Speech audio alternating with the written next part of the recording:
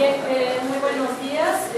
Damos inicio a una sesión más del Seminario Permanente de Estudios Económicos. Hoy es el primer seminario del 2015 y en esta ocasión le damos la bienvenida al doctor Alejandro Díaz Bautista. El doctor Alejandro Díaz Bautista es investigador del Colegio de la Norte de Estudios Económicos. El doctor Díaz Bautista es doctor por la Universidad de California en Irving, doctor en Economía, y él ha desarrollado en los últimos años trabajos sobre la cuestión de la energía y tiene también numerosos trabajos en distintos temas macroeconómicos y sobre industria y temas relacionados a inversión. En esta ocasión, el doctor Díaz Bautista nos va a presentar el tema Perspectivas económicas de las energías renovables en México y los Estados Unidos. Expondrá en un espacio de 20 minutos y luego daremos lugar a una serie de una ronda de preguntas y respuestas o comentarios.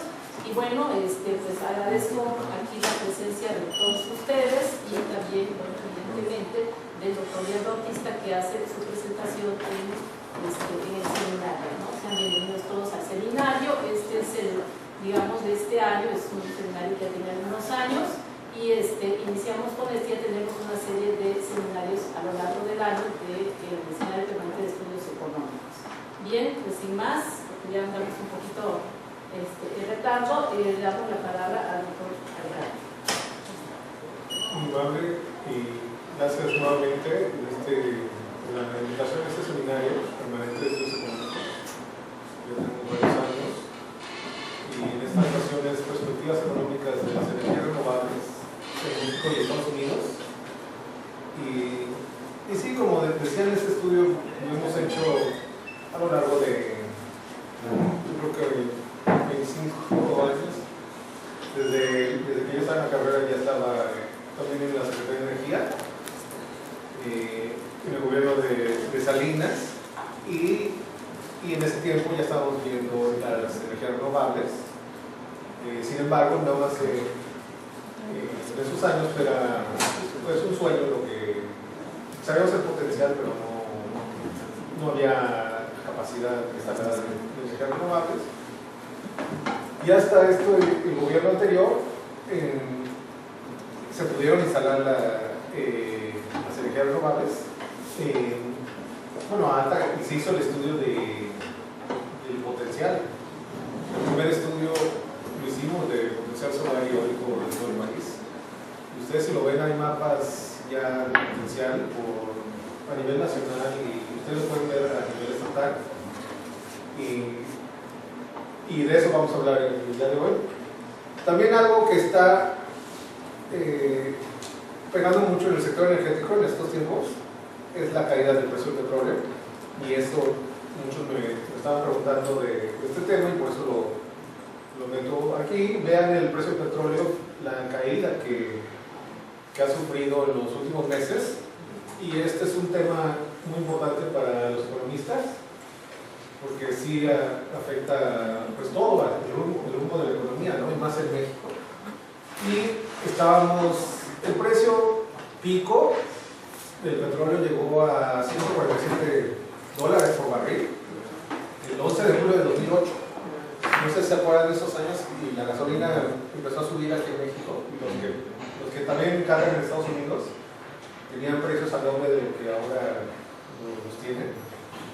Y ahora estamos viendo la caída abajo de los $60, $50 por barril. Y esto tiene una afectación en la economía y también un poco en las energías renovables, no mucho, pero también lo tiene. Entonces sí estamos haciendo una presentación y ya preveíamos recortes en el gasto público por la caída de precios del petróleo. Y va a haber una caída en lo que se va a enviar a los estados, las participaciones. Entonces el recorte del gasto significa una faltante de 0.7 del PIB, ¿no? que son unos 100.000 millones de pesos. Entonces, por eso no sé si vieron que se ajustó el gasto hace unas semanas. Y entonces, sí afecta a la economía. Lo único que puede reactivar esa parte sería un aumento de la inversión. Hacienda nos ha dicho que tiene la cobertura petrolera, ¿no? Sin embargo, si el barril promedia $40 por barril, las transferencias del Fondo Mexicano de Petróleo se reducen de 745.000 millones de pesos, ¿no?, a 409.000 millones de pesos. Entonces puede haber un boquete de 336.000 millones de pesos, ¿no? También esta caída, ¿cuál es el impacto en las energías renovables? Dejarían de ser una inversión atractiva las energías renovables, porque en épocas anteriores sí pasó de esta manera. Cuando bajó el precio del petróleo no eran tan atractivas, ¿no? Y ahora está tan bajo que algunos dicen que no va a haber inversión, ¿no? Pero ya no es el mismo este mercado como el de hace 20 años, lo que vimos antes. Y sí tienen ya su propio nicho este tipo de proyectos de energía renovable. Entonces ya no es una competencia directa. Lo que podemos decir de esto es que en Norteamérica y Europa el impacto de la caída del precio del petróleo sobre la energía solar y eólica es poca o casi nula, y tiene poca relación ya en lo que está pasando. Y a nivel mundial se está empezando a ver como mercados aparte, los de hidrocarburos o los de las energías renovables, ¿no? Otro punto importante: en Estados Unidos, el 1 de enero de 2014 acabaron los incentivos de la energía eólica. Ya el Congreso no los está renovando, porque ustedes saben que el Congreso es de oposición y este programa es del Ejecutivo, ¿no? Y a pesar del éxito del sector eólico, ya no están apoyándolo. Sin embargo, sabemos que la energía eólica sí experimentó un boom, y de 1.3% de la producción de electricidad de Estados Unidos a 3.5% en 2012. Y sin embargo, en Estados Unidos usan mucho carbón, el 37% de la capacidad. El gas natural está en 30% y la energía nuclear en 19%. Entonces todavía no estamos a esos niveles. Aquí pueden ver el Short Term Energy Outlook del Departamento de Energía de Estados Unidos, y pueden ver los pronósticos que se tienen, ¿no? Y cómo la energía eólica sí va a seguir siendo importante, la wind power, la geotermal también, solar un poco, también la biomasa, los biocombustibles y la mini hidráulica, ¿no? La hydropower es la mini hidro, que también es considerada renovable, ¿no? Entonces sí siguen los pronósticos hacia arriba en cuanto a energías renovables. Y para México la visión dentro de 10 años sí es continuar también con las energías renovables. Se busca maximizar el valor económico de los recursos nacionales y la red energética en beneficio de la sociedad mexicana, asegurando desarrollo sostenible en términos económicos, sociales y ambientales. Se promueve el desarrollo de mercados nacionales eficientes, ¿no? Y brindar a la población de México acceso pleno a insumos energéticos que requiere. Y si lo está logrando, sí se ha aumentado la cobertura, por ejemplo, en el sector eléctrico en los últimos años. Y esta es pues la estrategia de México de los próximos 10 años. Es una basada en eficiencia económica y productiva, que es proveer la energía demandada para el país al menor costo posible, sustentabilidad ambiental, reducir de manera progresiva los impactos ambientales asociados a la producción y consumo de energía, y seguridad energética es diversificar la disponibilidad y uso de energéticos asegurando la infraestructura para un suministro suficiente, confiable, de alta calidad y a precios competitivos. ¿Y cuáles son las opciones para el sector energético? Restituir las reservas, ¿no? Es una de las opciones, revertir la declinación de la producción. Hemos visto cómo ha caído la producción nacional en más de 1 millón de barriles diarios. De diversificar las fuentes de energía, incrementando la participación de las tecnologías limpias, ¿no? También de energías renovables, incrementando los niveles de eficiencia en el consumo de energía, reducir el impacto ambiental del sector energético, operar de forma eficiente, confiable y segura la infraestructura energética, ejecutar oportunamente las inversiones necesarias en capacidad de procesamiento para reducir el costo de suministro de energéticos, fortalecer la red de transporte, almacenamiento y distribución de gas y petrolíferos, proveer de energéticos de calidad y a precios competitivos a los centros de población marginados en el país y proveer el desarrollo tecnológico y capital humano para el sector de la energía. Entonces, un primer paso sí es restituir las reservas, revertir la declinación de la producción, ¿no? Y en esa, uno de los temas sería ampliar las capacidades técnicas y de ejecución a través de contratos de desempeño y mediante el impulso a programas de desarrollo de institutos de investigación e instituciones de educación superior, porque en este tema no hay mucho, no se ha realizado mucha investigación y sí se necesita desarrollar más este tipo de investigaciones y los centros de investigación del sector energético ya no alcanzan para la que está demandando en recursos humanos el sector. La matriz energética está concentrada en fuentes de energía fósil y con la participación significativa del gas natural, como ustedes lo han podido ver en los próximos años, y lo que se quiere es diversificar en México las fuentes de energía y implementando las tecnologías limpias y renovables.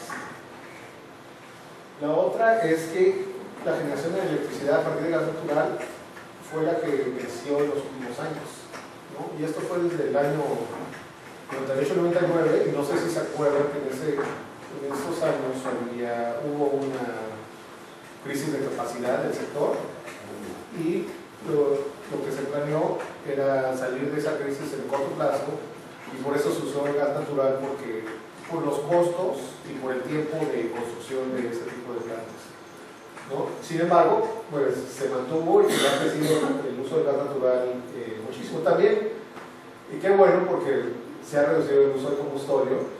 Y aquí antes en el COLEB podemos ver cómo quemaban el combustorio en la planta que está aquí abajo, y ahora ya, bueno, todavía se ven humos, pero no son tan negros como los anteriores. Y también hay otro tipo de fuentes de energía: el diésel, el carbón, la hidráulica, el uranio, que es la nuclear, geotermia, y la eólica. También hay que, en México se considera la energía nuclear como opción de reducir las emisiones de gases de efecto invernadero. Entonces, en México el gobierno considera la energía nuclear como una de las energías limpias, ¿no? Entonces, algunos de ustedes pueden decir algo sobre eso, pero así es. Vean la inversión en dólares por kilowatt, ¿no? Y es elevado.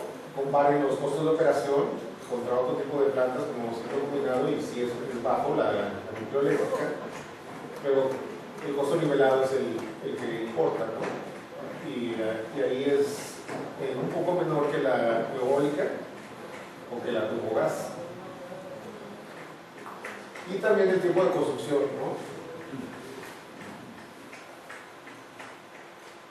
Y el consumo de energía ha crecido de manera sostenida, principalmente impulsado por el sector transporte. Y vean por tasa de crecimiento de 98 a 2008, el sector público 3.2%, el comercial bajó el consumo de energía 1.1%, el agropecuario subió 3.1%, pero el transporte, vean, 4.7%.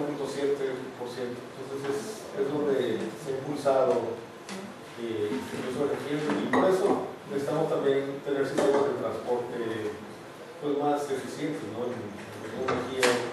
Aquí en Tijuana también sería una muestra tener un sistema eficiente de energía de transporte público y se ha propuesto en varias administraciones, pero no se ha logrado, y esperemos que ahora sí vamos a lograr un sistema así para Tijuana. Y esta gráfica, el consumo energético per cápita, por el per cápita, pueden ver dónde está México comparado con otros países, y los Estados Unidos es donde el mayor consumo energético hay, ¿no? Entre 25 y 30%, ¿no?, de todo el consumo mundial. Y luego pueden ver a dónde está México comparado con los Estados Unidos en el per cápita, y también es un consumo energético per cápita, ¿no? Y esto nos da el nivel de eficiencia del consumo de energía, ¿no? Esta es la curva de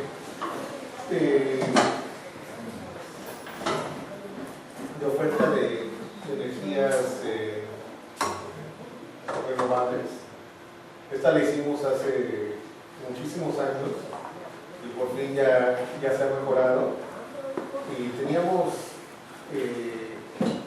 costos hasta negativos de ciertos programas, ¿no?, de iluminación o electrodomésticos, que por fin se hicieron en México, de sistemas de motores eficientes, del parque automotor, mejorar el sistema industrial con cogeneración y planificaciones. También desde la época de Salinas ya teníamos el cambio de horario, ya lo habíamos planeado, pero no se implementó hasta el siguiente sexenio, en el 96, y luego hubo cambios también en el uso horario en ciertas regiones, como en Baja California, porque sabemos que nosotros estamos más conectados económicamente a los Estados Unidos, y nuestro uso horario tiene que ir más con California y con los Estados Unidos, y por eso tenemos aquí en Baja California un uso horario con los Estados Unidos, ¿no? Y sabemos que hay subsidios todavía en consumo energéticos y representan montos muy importantes. Sin embargo, los subsidios desincentivan el consumo eficiente, y aquí tenemos una información de subsidios para la electricidad, el gas LP y la gasolina y diésel, que estaban llegando a los más de 200 miles de millones de pesos anuales, ¿no? Y aún así estaban incrementándose los precios de los tres, ¿no? Entonces imagínense qué tipo de precio, si no estuviera subsidiado, tendríamos.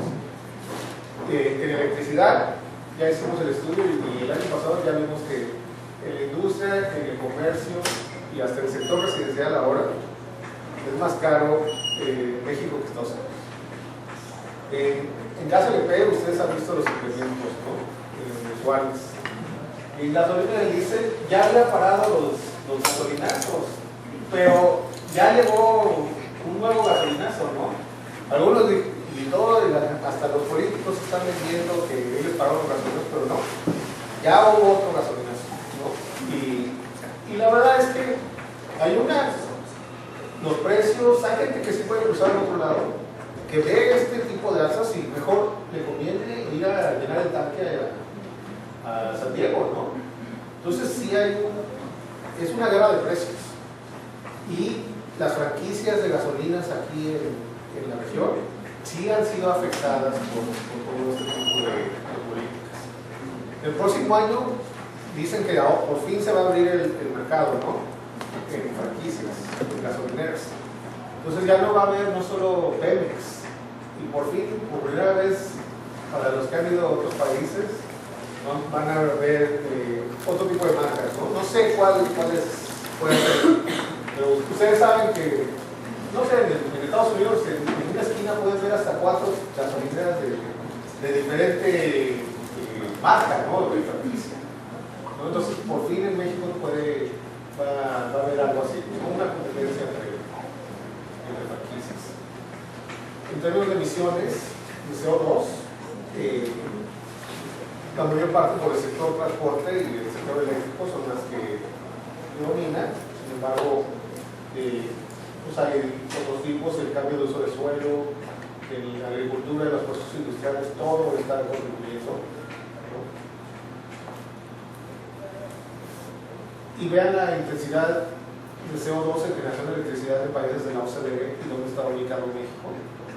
CO2, emisiones por megawatt hora, tonelada de CO2, y está por arriba del promedio de la OCDE. Entonces, otra de las opciones va a ser operar de manera eficiente, confiable y segura la infraestructura energética, mantener prácticas operativas de eficiencia en términos de ICFE, de acuerdo a estándares internacionales, continuar y dar permanencia a las mejoras de estándares de seguridad industrial en términos de ICFE, reducir pérdidas en transporte y distribución de energéticos, ¿no? Porque hay muchas pérdidas en México. Lo del robo de energéticos y las pérdidas es gigantesco y está en todo, desde los diablitos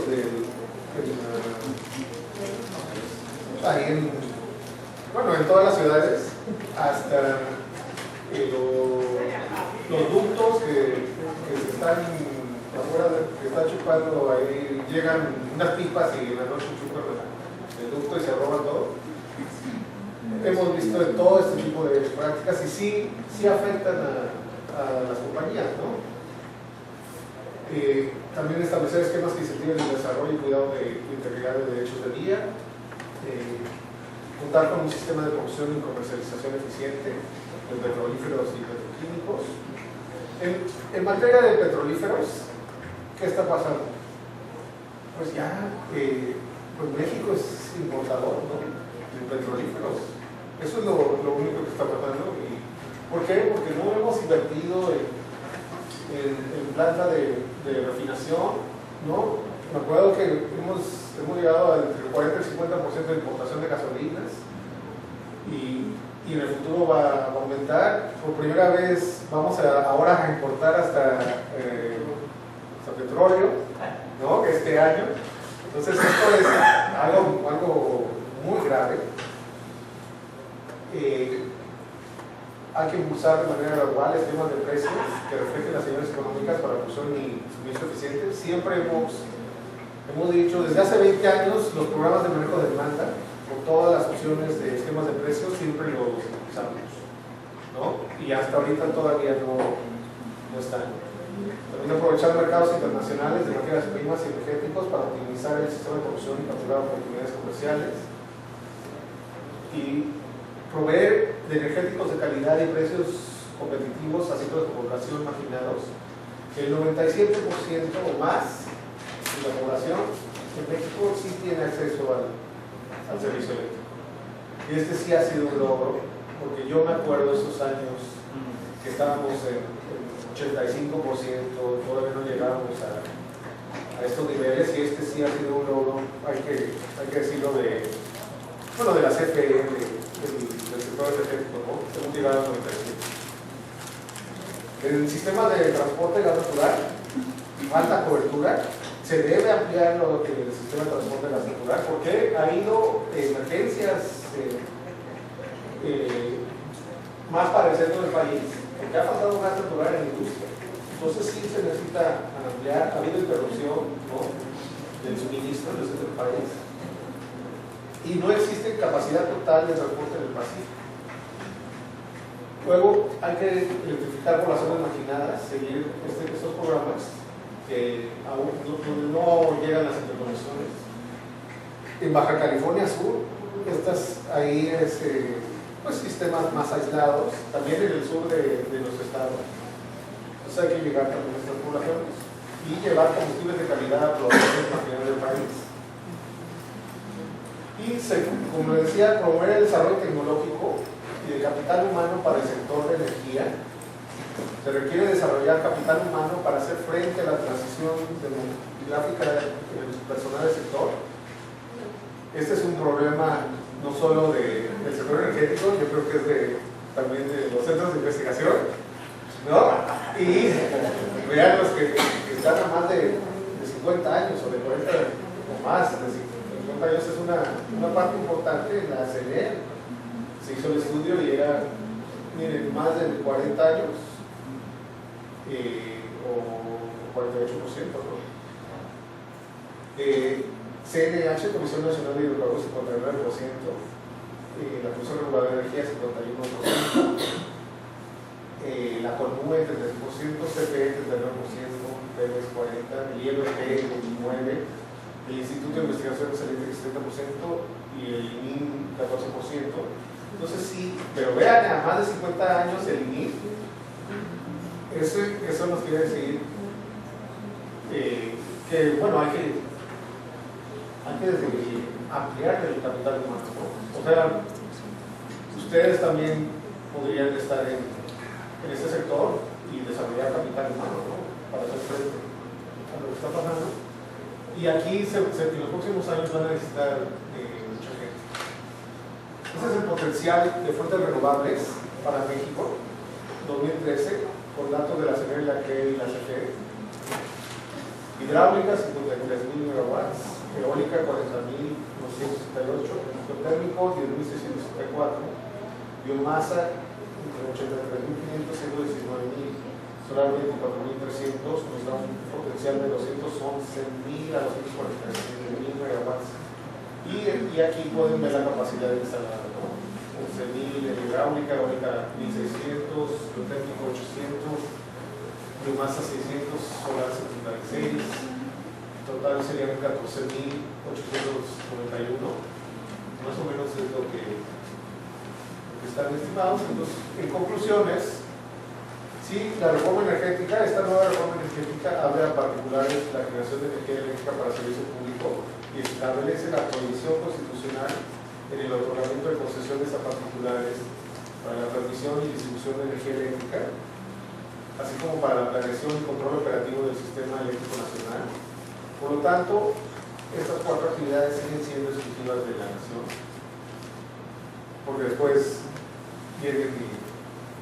llegan y gritan cuando uno está exponiendo esto y dice, no, van a vender toda la nación, ¿no?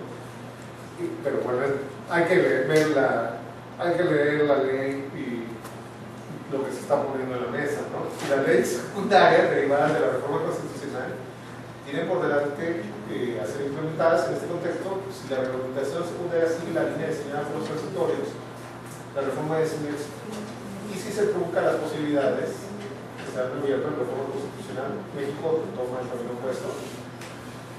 Sin embargo, se tienen 2 compromisos a nivel de ley: 35% de energía limpia para 2024, ya lo habíamos tenido, y reducir las emisiones en 30% para el 2020. Son muy ambiciosos y yo lo sé, y ojalá los cumpla México, ¿no?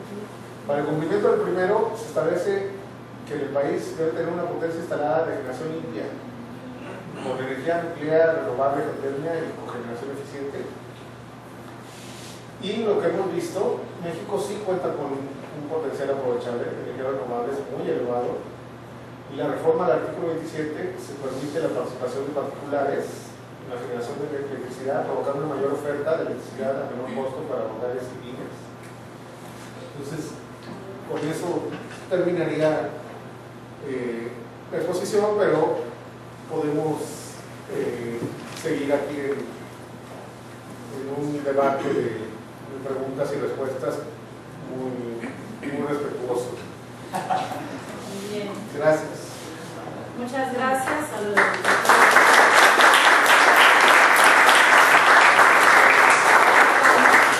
paso a una serie de preguntas y respuestas.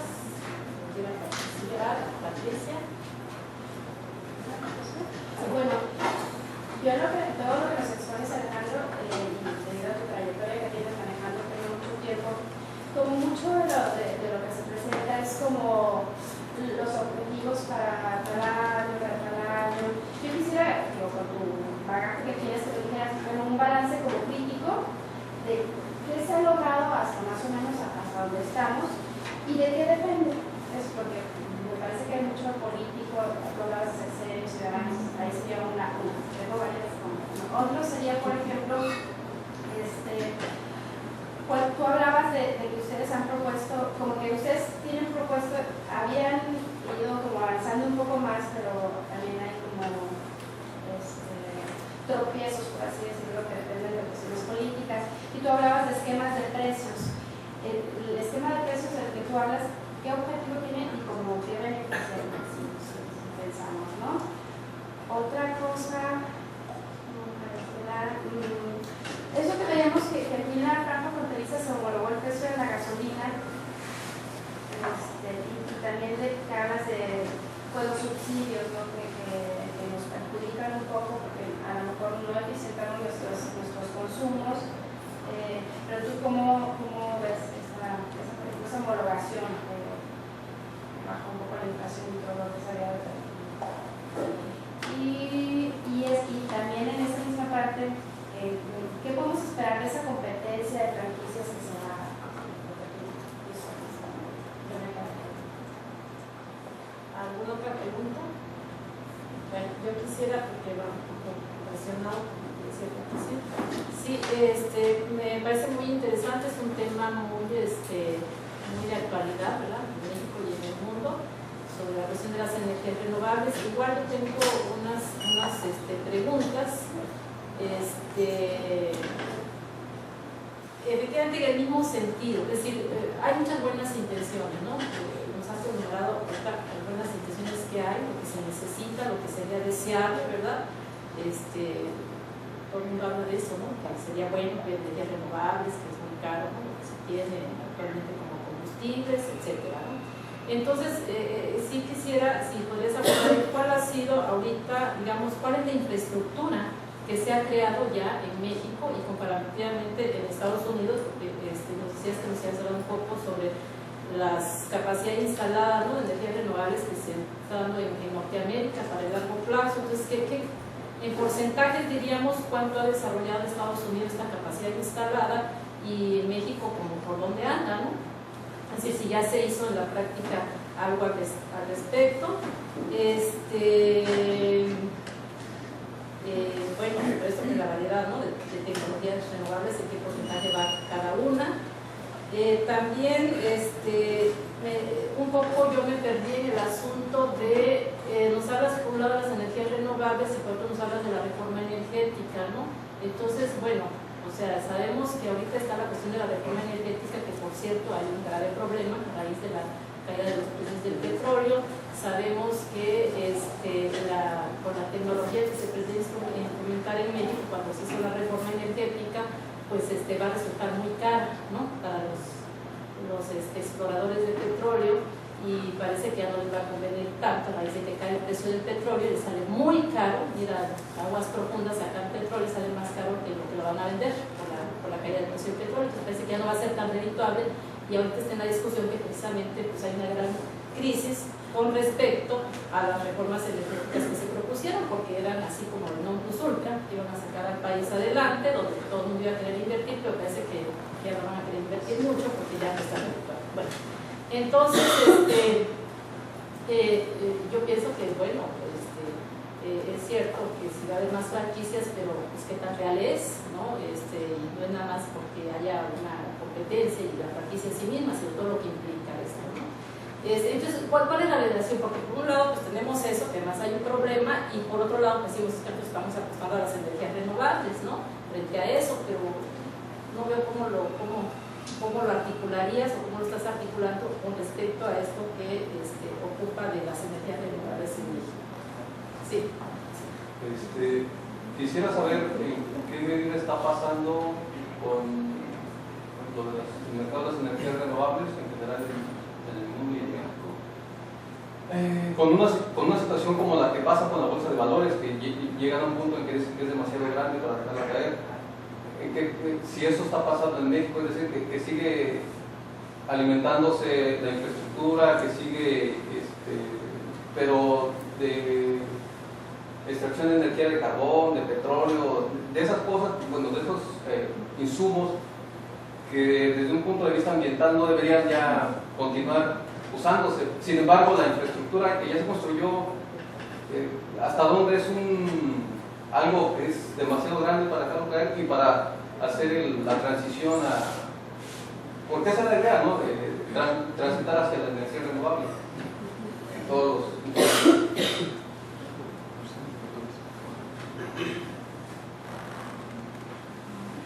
¿Alguna otra pregunta? Sí, doctor. Sí. Yo creo que tal vez abogada, yo no voy a hablar de turismo, se habló mucho de la reforma, muy bonita, la pintaron preciosa, la caída del petróleo. En realidad, ¿cuántos años? Porque para que se vuelva a elevar el petróleo como se le dejaron en otras administraciones, en realidad, ¿qué va a pasar? A mí me preocupa ahora sí México y después al mundo. A México, a los mexicanos. ¿Qué va a pasar con nuestro petróleo?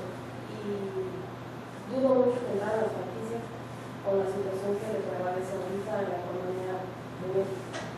Es mi intervención en ese. Gracias.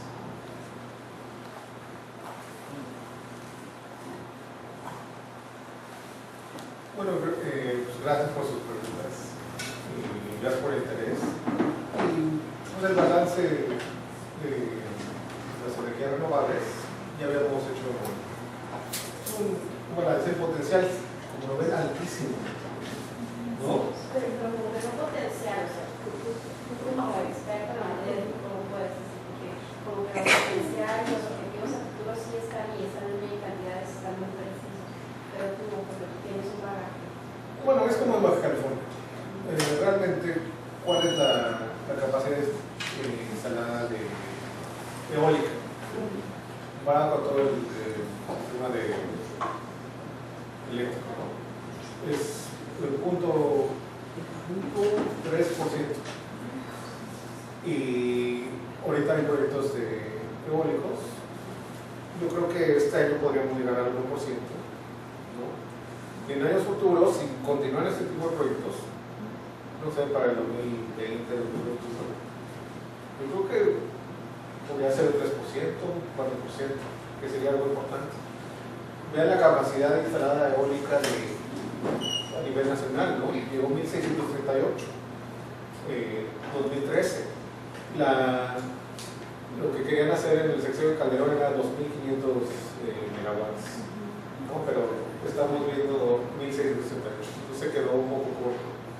Pero yo creo que sí vamos a pasar los próximos años esos 2.500 y hasta el doble. Podemos llegar en los años 20 a 5.000 megawatts fácilmente. En geotérmico, aquí en Baja California tenemos un potencial muy amplio y todavía puede continuar, ¿no? En geotérmico. En solar también hay nuevos proyectos, uno de la CFE aquí en Baja California, y aunque se ve en términos de megawatts muy corto, puede ampliarse. En hidráulica, aquí estamos considerando la mini hidráulica, y en años futuros se puede duplicar. 11.000 megawatts es algo importante. ¿Cuál es la capacidad instalada de todo México?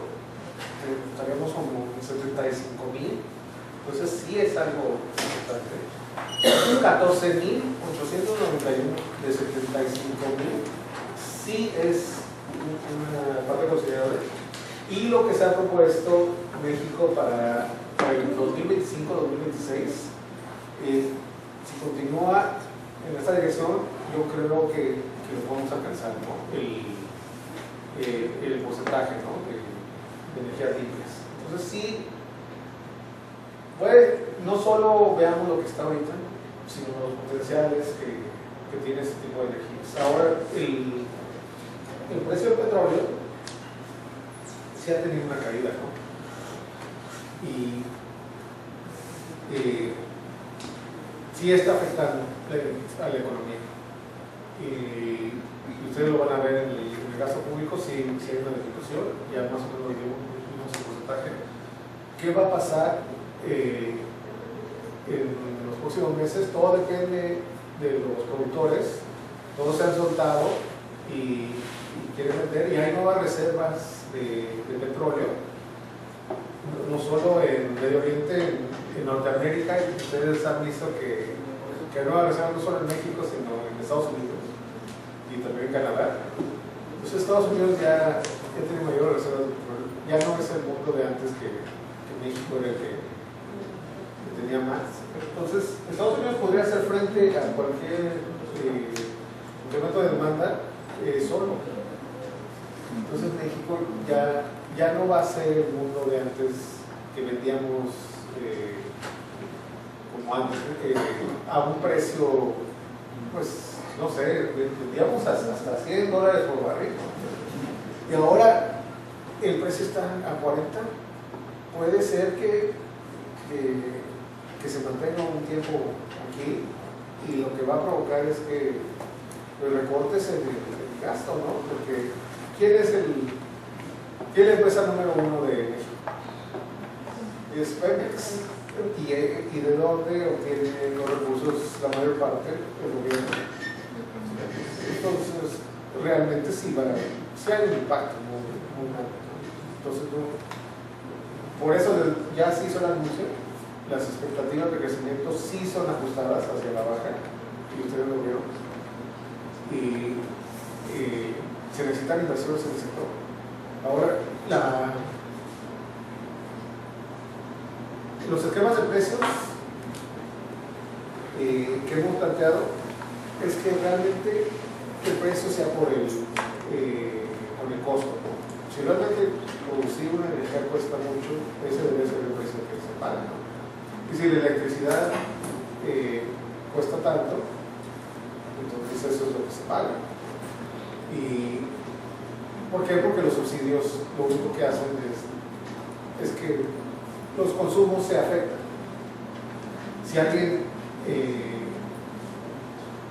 es de clase media o de clase alta y encuentra un precio más barato, va a aumentar el consumo de electricidad, porque para ellos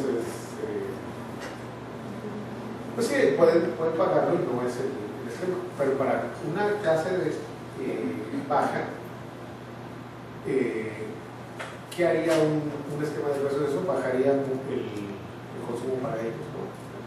Entonces las tarifas deben ser conforme a los consumos, ¿no? Sabemos que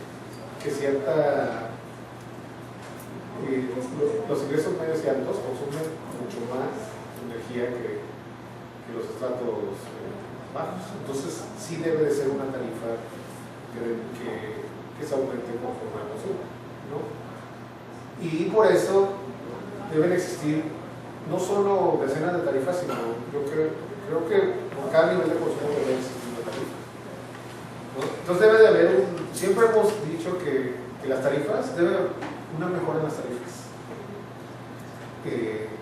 y para que puedan eficientar los consumos.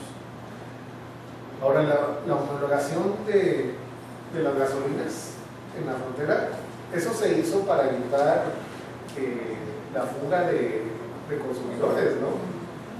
Y por eso lo teníamos, pero ha llegado el precio tan bajo de la gasolina que aquí en México pues ya no pueden bajar más, porque aquí sí cuesta, ¿no? Y además están importando la gasolina de Estados Unidos.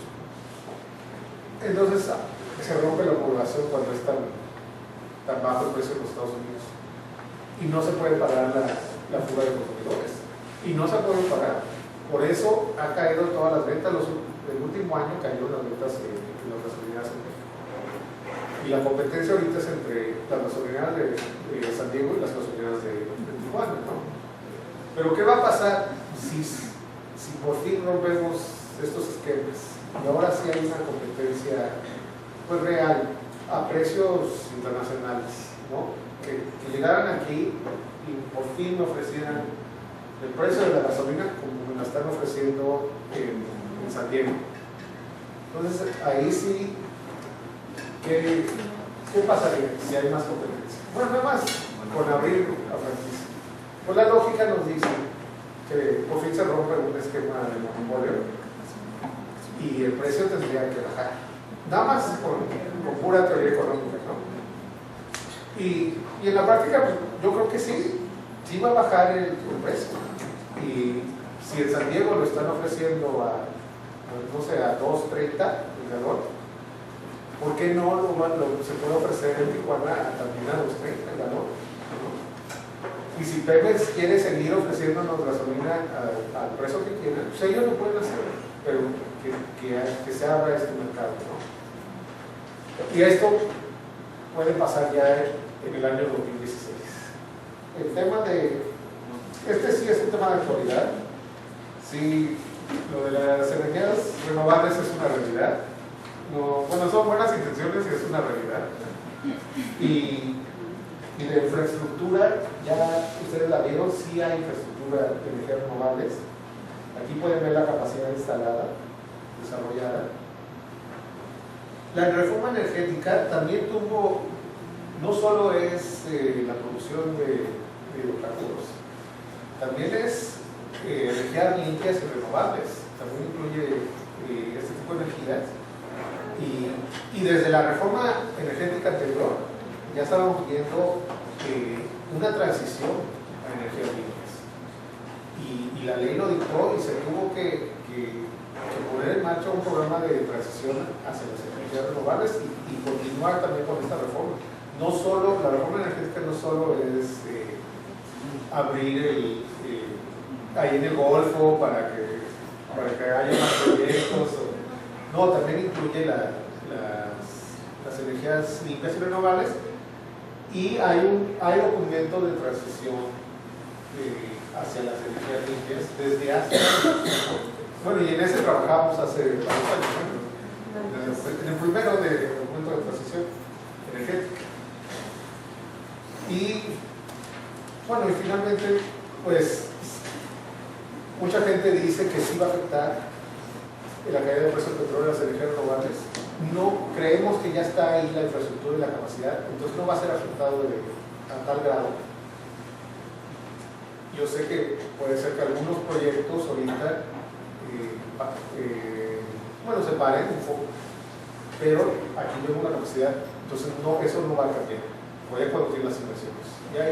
Y este tipo de inversiones son en décadas, así no es una cosa de un año. Entonces los proyectos van a continuar. Entonces sí continúan las energías renovables en México y en los Estados Unidos. En Estados Unidos también hay límites ya, en California más del 20% ya debe ser para los años 20 de energía renovable. Entonces por eso hay tanta inversión también en el estado de California. Y ustedes nada más crucen la frontera del otro lado de la Rumorosa, o pónganse la Rumorosa ahí y vean hacia el horizonte, y ahí pueden ver todos los proyectos eólicos de energía renovable del lado mexicano también. Entonces toda esa área tiene gran potencial. Aquí en Baja California lo tenemos, en el sur de California, y yo creo que fácilmente en los próximos años va a aumentar el 100%, y ahí están las empresas invirtiendo, y nadie me va a decir que no. Vayan allá a la Rumorosa y un paseo y van a ver todos los proyectos que están ahí en Baja California y en California. Muchas gracias. ¿Alguna otra pregunta? Sí.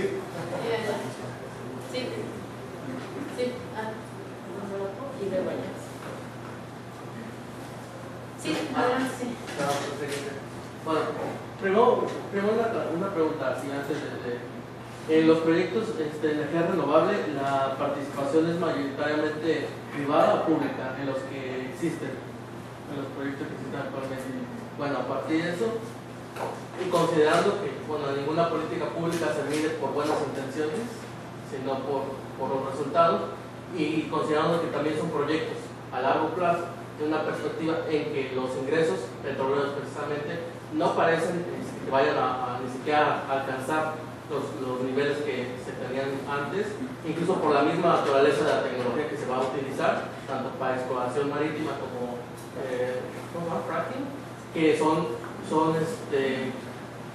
tienen una menor productividad comparada, por ejemplo, a la explotación en, no sé, en los Emiratos Árabes, etc., tienen una menor capacidad, una menor duración, y que por lo tanto reducen el excedente, ¿no?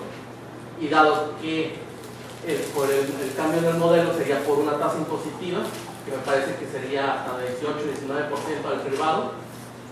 Entonces, esta reducción, ¿no? tanto en los ingresos, de hecho ya tiene una reducción, primero en inversión en investigación y en desarrollo de nuevas tecnologías en Pemex, ¿no?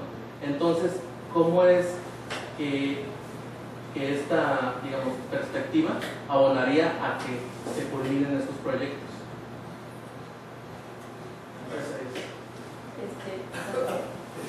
Bueno, sí. En primer lugar quiero felicitar al doctor Alejandro Díaz. Sí, conocemos su trabajo, su trayectoria, es un trabajo muy extenso de muchos años y sí, cada tema que toca nos da un punto de reflexionar y profundizar. De hecho, todas las preguntas yo creo que están sumándose porque tus comentarios son amplios, son generales y cada punto que toca nos permite reflexionar y profundizar más, como lo venimos haciendo con esos comentarios. Aquí el joven se fue al detalle que me interesaba en particular ya no tocar. Efectivamente, puntos de bonanza, cuando tenemos precios del petróleo a 140, arriba de $140, cuando hay dinero para invertir en energías alternativas, no lo hacemos. Ahora que tenemos estos precios del petróleo, que no tenemos recursos, ¿qué posibilidades de inversión hay? Las reales pues están muy abajo, ¿no? Las expectativas de inversión son muy abajo. Efectivamente, yo creo que esta política de buenos deseos es de plantearla a mediano y largo plazo y buscar siempre pues los fondos de financiamiento, ¿no? Como bien señalas, o sea, los recursos, de dónde van a salir, de dónde van a venir. Por obvias razones, ya lo sabes, ya nos los has platicado en otras de tus presentaciones, este tipo de energías renovables alternativas tienen altos costos, tienen años de inversión y un largo plazo de depreciación. Sin embargo, como bien señalas, efectivamente en Estados Unidos, cuando uno pasa por allá, pues es otra economía capitalista desarrollada y en los últimos años la energía, tocaste la eólica, que sí se ve, hemos tenido la fortuna de ir por el otro lado y se ve parcelas enormes, ¿no? Así como me hace recordar la novela de Quijote Hidalgo, cuando decía, ¿no? Esos castillos de los gigantes. O sea, sí se ve, es impresionante, porque sí es impresionante, por eso se tiene esta invitación a ver esas parcelas de los molinos de viento, los generadores de energía eólica. Lo que también vi es los generadores de energía solar.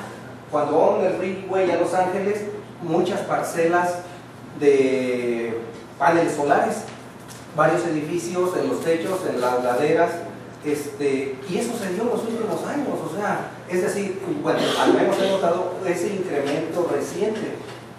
Como bien señalas, en México se está abriendo la reforma energética, se están viendo nuevas posibilidades de inversión y bueno, de ahí, como dices, pues ese bajo desarrollo, pero sí me gustaría que nos reflexionaras un poco más sobre pues, las posibilidades de financiamiento de este tipo de energía y del éxito de esta política, ¿no? O sea, ¿qué posibilidades reales podría tener? Gracias.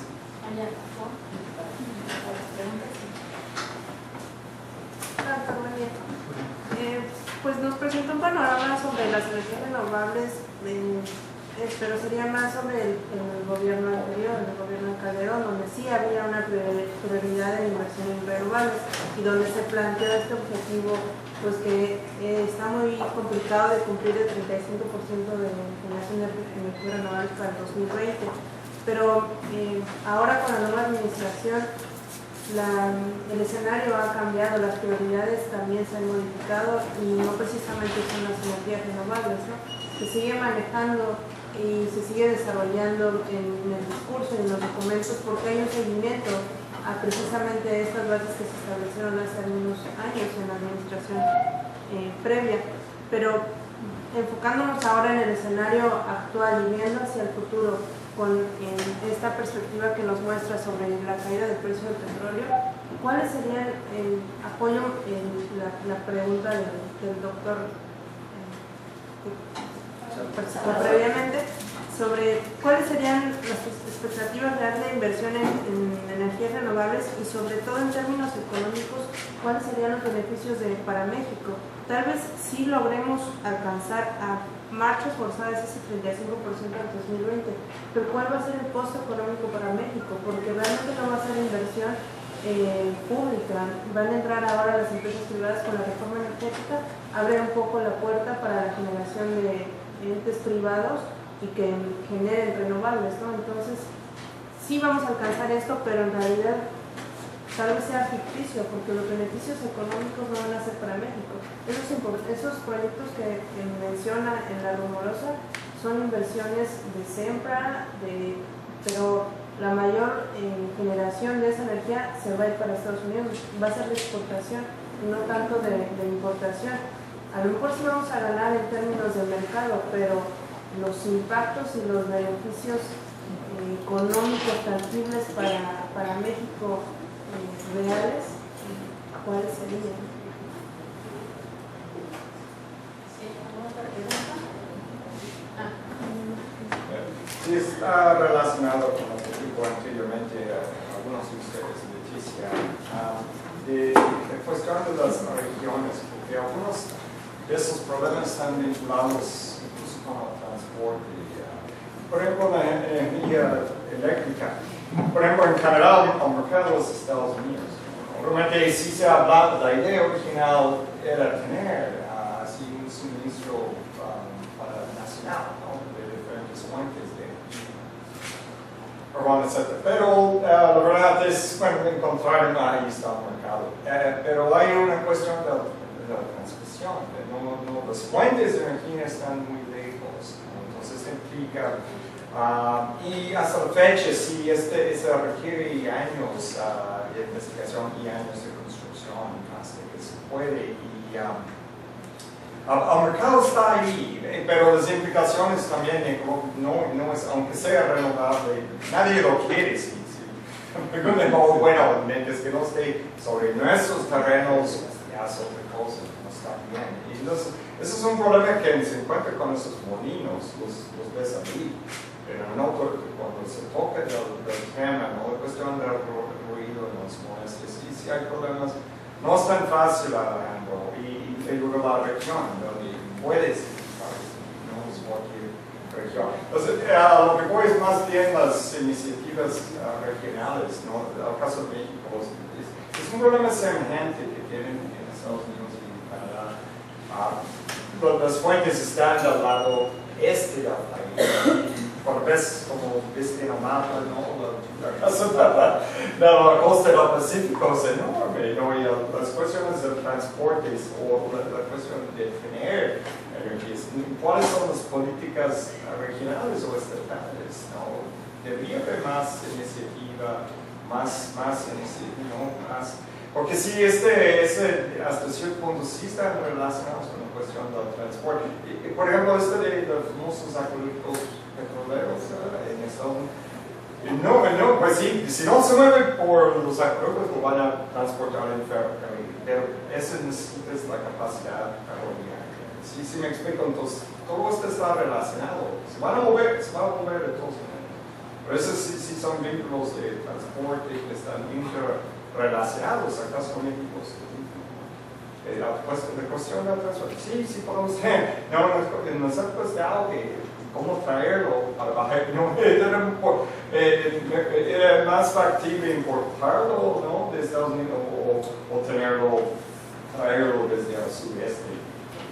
Y esas cuestiones son todavía pendientes.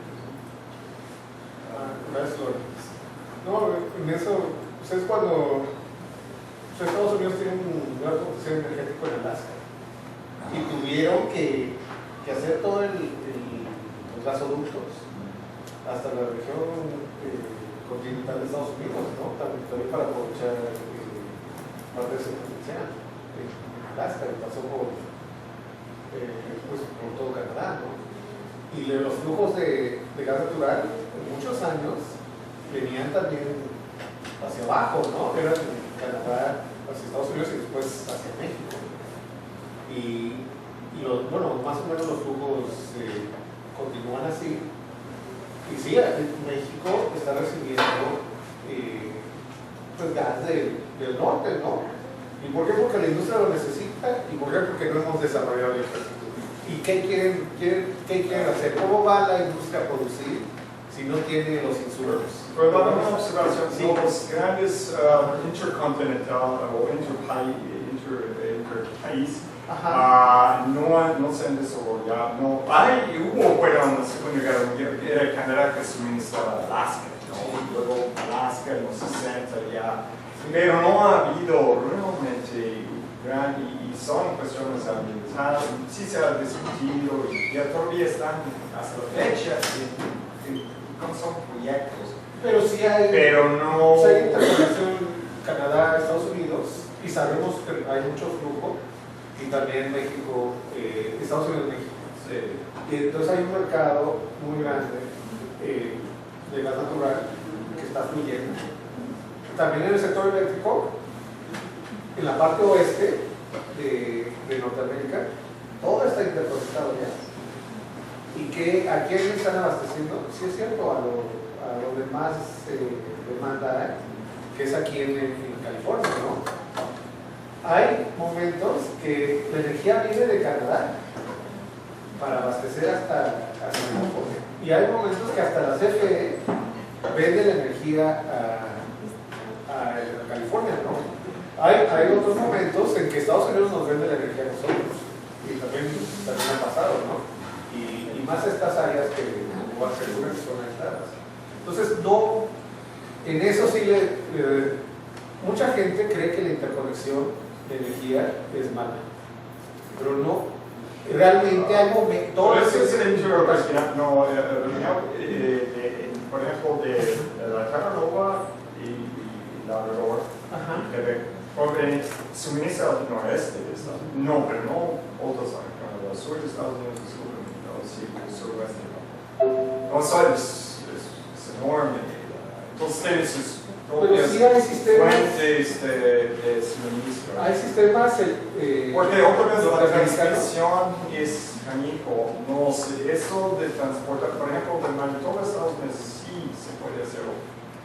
Pero apenas, fue a finales de los 70. Las líneas de transmisión es corriente directa y es canijo. No puedes hacerlo sin tener la tecnología. Y apenas lo están suministrando a Minnesota, pero apenas. No es así que a veces no la interruptor y ya, ¿no? Pero hemos estudiado los sistemas eléctricos. No, y ahí pueden ver que hay sistemas, como el sistema del oeste de Norteamérica, que va desde CFE en México y llega hasta Canadá y está interconectado. Y yo sé que es algo increíble, pero es cierto. Y hay varias regiones, varios sistemas. También lo tendrías que fortalecer en algún momento.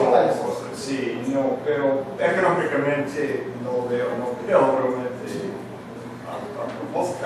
Y también hemos visto los flujos de exportación e importación, por ejemplo, de electricidad en México, Estados Unidos. A veces ha habido años que son importación y ha habido años de exportación. Y todo depende del tipo de año que esté para cada uno de los países, ¿no? No solo es el que nosotros instalemos aquí las plantas y le vendan a los Estados Unidos. También ha habido años en que nos han vendido electricidad. Los sistemas están muy interconectados. En el apagón de hace 2 años que vieron ahí en Rosarito, ustedes vieron la interconexión que hay ya en México y Estados Unidos. Pero es regional, Alejandro.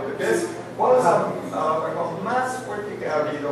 Y ves, son regiones al noreste de Estados Unidos. Sí. Afecta, por ejemplo, al sur de Ontario, partes de Quebec, ¿no? Nueva Inglaterra, ¿no? Pero ya. No se apaga todo América. Sí, no. Y lo mismo aquí también, bueno, sí, pero quienes tienen, no afecta toda la región. No, sí es algo regional. regional. California menos. Es como, también está interconectado el norte de México en el noreste con Texas, ¿no? Sí hay mucha interconexión. Sí. Pero sí es regional. Es una cosa regional. Y también de este lado está muy interconectado San Diego Gas and Electric con la CFE. Y lo sabemos, ¿no? Y están construyendo otras líneas, ¿no? Para más interconexión. Pero eso no quiere decir la mayor interconexión entre los países Eso no sé en qué les va a afectar. Ahorita podemos estar vendiendo electricidad, pero en otros años estamos importando electricidad. Y ha pasado en otros años que nosotros fuimos los importadores. Y sí, yo sé que hay proyectos que nada más están localizados en la frontera para pasar la energía a los Estados Unidos, ¿no? Y son las empresas que están invirtiendo aquí en la región, ¿no? Y esto responde a una pregunta que había acá de si estos proyectos eran privados o públicos. Aquí en Baja California los proyectos eólicos ha habido públicos el sexenio anterior y ahora también hay privados. Entonces son privados y públicos. Hay de los dos tipos de proyectos. Las expectativas, tal vez en este momento, con los precios tan bajos, separa un poco las inversiones. Sí, lo sé. Pero en el mediano y largo plazo, ¿cuánto se pueden mantener los precios? Ustedes vean nada más esta gráfica y lo van a ver porque parte del incremento de los precios tiene que ver con el estado de la economía, con la crisis financiera que nos une mucho, con algún evento geopolítico, ¿no? Como Operación Tormenta del Desierto, tuvo un efecto en el precio del petróleo. Aquí la serie de tiempo no nos da los 70s, pero ustedes en los 70s también pueden ver los impactos, ¿no? La crisis 1 y 2 de la energía de los 70s también tuvo un impacto y los precios subieron arriba de los $100 por barril. Entonces hemos tenido ya varios periodos así. En promedio vamos a andar entre los 50 y los $70 por barril, ¿no? Ahorita sí ha caído muchísimo. ¿Por qué? Porque todos los países soltaron su producción. Ninguno bajó. Hay una guerra de precios europea en este momento, ustedes lo saben, ¿no? Y esa es parte de la baja y nadie quiere ceder, ¿no? Eventualmente se va a recuperar el precio y en el corto plazo sí es cierto que las inversiones tal vez no sean las mejores, pero este tipo de energías también es para el mediano y largo plazo y como les he dicho, los proyectos no son de un año ni de 2 años. Este tipo de proyectos, si lo ven, son tal vez de décadas para hacer. Si la construcción de este tipo de plantas, eso es lo que requiere. Es como la planta allá en Rumorosa, con energía, inversión privada, ¿no? El periodo de construcción es desde ahorita y va a acabar como el año 2021-2022. Nada más el periodo de construcción y después es todo el periodo de operación de la planta, ¿no? Que tal vez va a ir a los años 30 o 40 de este siglo. Entonces no son proyectos de tan corto plazo, ¿no? Y a ver,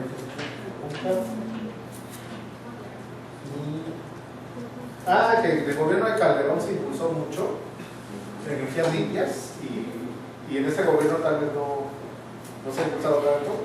Bueno, en el gobierno de Calderón se pensó pues la nueva planta nuclear, ¿no? La segunda planta nuclear, y tal vez iba a ser ahí junto a Laguna Verde. Esa era una opción. La otra opción era en la frontera de Sonora con Baja California, ¿no? Nomás que es una decisión muy grande y después pasaron eventos en el mundo que han parado la energía nuclear, como en Japón, en Fukushima, y ahí se paró este tipo de proyectos en cierta manera, aunque hay países que la capacidad de generación es altísima de energía nuclear. En Europa lo podemos ver, ¿no? En Estados Unidos también hay deseos de seguir con la energía nuclear, ¿no? Y tienen capacidad nuclear. México en este sexenio, otra vez el presidente debe tomar la decisión si va a haber una nueva planta de energía nuclear en México. Y estas son las opciones más viables, ¿no? Donde ya se hizo el estudio para la decisión anterior. Pero es una decisión muy difícil, ¿no? Meter una segunda planta de energía nuclear. ¿Realmente vamos a ir por ese camino o vamos a aprovechar otro tipo de energías? México tiene de todo tipo de energías. nuestra capacidad. Entonces, Hay una pregunta. Sí. Si por año no son todos los países que cuentan. Estados Unidos hizo un programa de desesperadamente en tiempos anteriores, no, pero no todos tienen a su visto o por ahí. Sí, y es algo que, bueno, no, yo no sé si sea costeado, pero no probablemente lo es aún así, pero hay que considerar esta economía. sí, y sería, esa también es una decisión muy difícil, ¿no? Y el costo de una planta nueva de energía nuclear, ¿no? Altísimo. Entonces, también en este momento, pues, con el recorte presupuestal, sí les puedo decir que no es muy viable ese tipo de inversión, ¿no? Es más viable energías renovables que irnos por la nuclear, ¿no? ¿Qué puede, o continuar por el mismo camino? Ciclo combinado. O a lo mejor vamos a seguir con ciclos combinados en los siguientes 10 años, ¿no? Pero pues también todo va a depender, ¿no? del precio. Yo no creo que dure tanto tiempo por debajo de los $60, $50 por barril. En algún momento se va a tener que ajustar el precio y este tipo de proyectos no son de tan corto plazo, ¿no? La otra pregunta, dicen que el costo económico para México, pero que de tener este tipo de plantas en lugar de tener otras plantas, pues, están viniendo inversiones y el gobierno no la está ya financiando, al principio la financió, pero están viniendo inversiones a México y eso es bueno, ¿no? No sé si les gusten este tipo de tecnologías, como la eólica o la solar han venido hasta hacer una planta maremotriz aquí en Rosarito, ¿no? Y son de baja capacidad, pero bueno, están empezando a ver este tipo de cosas. Entonces, sí, yo creo que el costo político sería más elevado de la energía nuclear, ¿no? que eólica o solar, ¿no?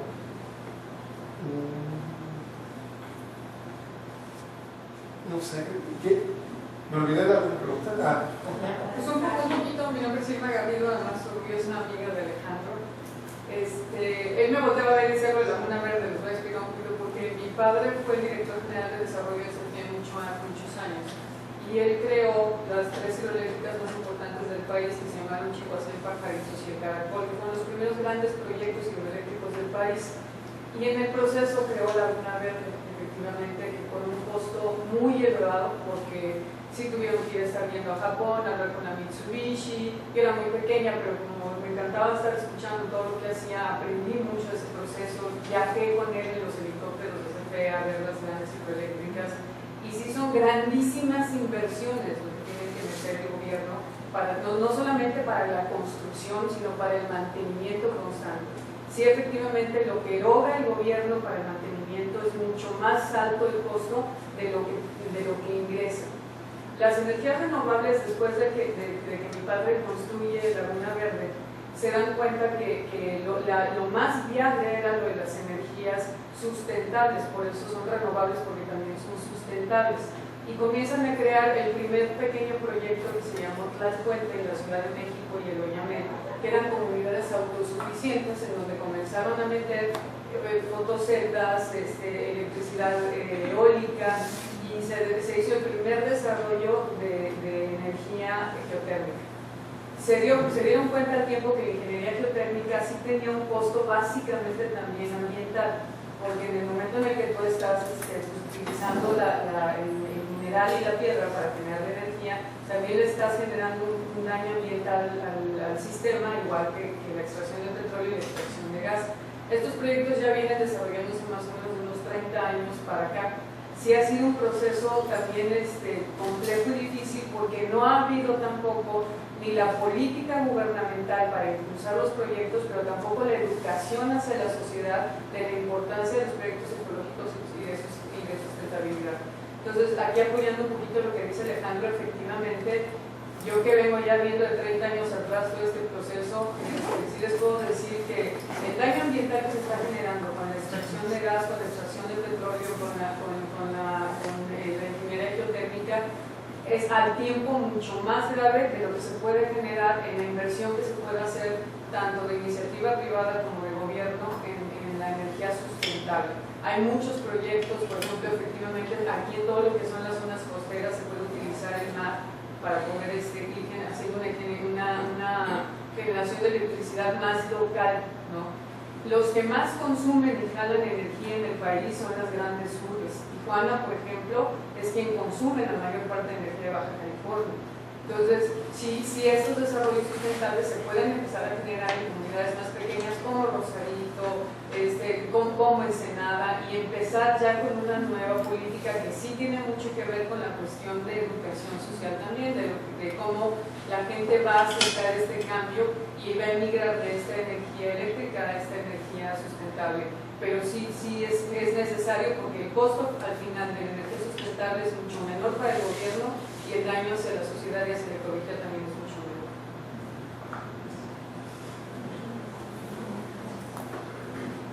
¿Alguna otra pregunta? Sí. Sí, es lo que dijo ahí, pero no sé si hay proyectos utilizando la energía de los maderos, ¿no? Sí, aquí a unos kilómetros ya está un proyecto de y ya está, ya lo construyeron y está en operación. Creo que son 3 megawatts, ¿no? Pero ya esta tecnología está disponible y aquí en el barrio de California, ¿no? Entonces, ojalá en los próximos años también usemos la matriz. Pero es tan pequeño que aquí no queda en el cuadro, ¿no? Pero sí hay también este tipo de cosas. Sí, el lugar como este del Chimeto